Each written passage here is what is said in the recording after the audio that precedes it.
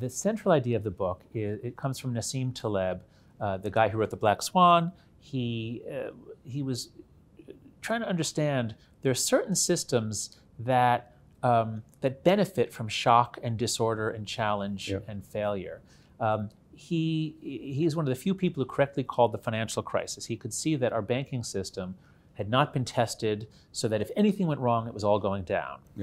And so he's thinking about this after the financial crisis. What is the word for systems that actually need to be tested and challenged?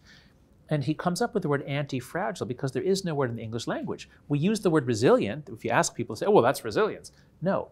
As he points out, if something is fragile, it's going to break if you drop it, so you have to protect it. Something that's resilient won't break, but it doesn't get better.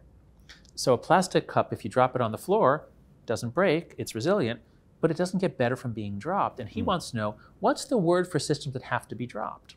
Now that might sound weird to your viewers, but think of the immune system. That's the best example. The immune system is a miracle of evolutionary engineering. It created an open system that learns about the environment, what toxins and bacteria, what threats are in the environment, and then it develops antibodies to that.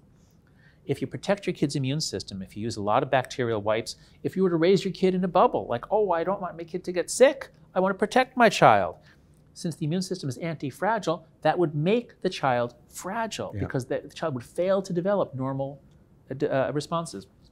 And so we opened the book with the story when my son Max was going into preschool, we had to go for parents' orientation night, and the teachers are going through the rules, and they wouldn't stop talking about food issues, nuts, don't bring any peanuts, don't bring any other nuts, don't bring anything that was ever in a factory with nuts, don't bring anything that has the letter P in it, practically. I mean, they were insane with the anti-peanut rules. Like, what?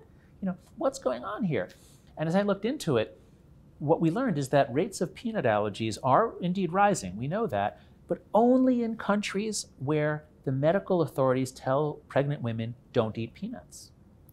And right there, you see the clue. So a study was done by some doctors who realized that it looks like our advice is backfiring. They randomly assigned about 600 women who had recently given birth, who had kids who were at elevated risk of a peanut allergy. Half of them were assigned standard advice, no peanuts, and half of them were given bags of this Israeli snack food. It's a puffed corn with a bit of peanut powder on it. Tastes like peanut butter a little bit.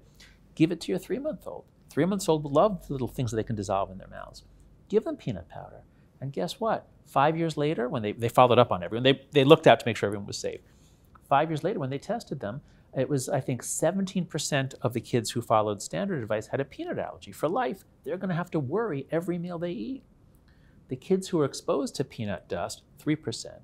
In other words, we could nearly wipe out peanut allergies by doing the opposite of what we've been doing. And our argument in the book is it's the exact same thing with kids develop more generally. We have been massively protecting kids from bad experiences. No teasing. If someone teases a kid in school, that's bullying now. You can't tease someone in school. We want to protect them from bad feelings. We want to protect their self-esteem. We don't want them to get hurt. We don't want them to take any risks. We think we're helping them. It's just like keeping them safe from peanuts. We're weakening them. And so our argument in the book is that there are two main reasons for the explosion of depression and anxiety. Number one is social media. We'll get to that because there's a lot of discussion. But the other is the massive overprotection that we began in the 1990s.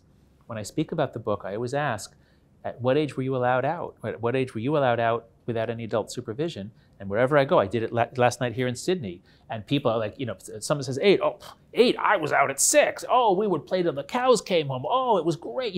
Everyone talks about how they were out playing with their friends until the 1990s, at least in America.